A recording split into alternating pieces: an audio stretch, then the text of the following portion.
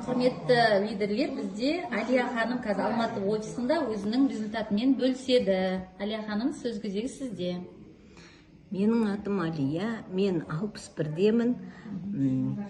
Диализға январь айында жаттым. Қазір диализдемін.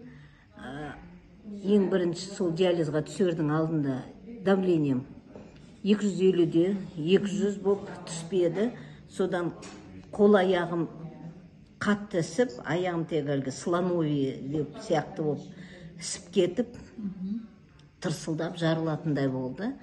Соған диализға шықты мен. Сол диализда қазір де алып жатырмын. Сол енді осы H2-ны ішкеннен бері отегім аяғымдағы кетті. Оны мен сонда 15-20 жылдай жинаған отегім сол кетті.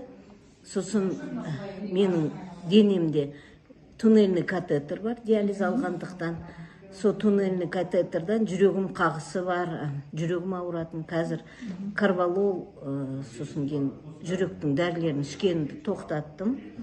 Жүрегім жақсы болды, шүкір. Бірақ давлением әлі сол жағдайда тұр. Енді екі результатым сол. Аяғым ісігі басылды, және жүрегім дұрыс болды. Сол енді Құдай көп көрмесін. Аяғымда судырғы болатын, диализ алған кезде судырғым ұстайтын. Сол судырғым де қойды, түнде оянып айғайлап балалардың есін шығаратын. Оным да қойды, қазір судырғы жоқ.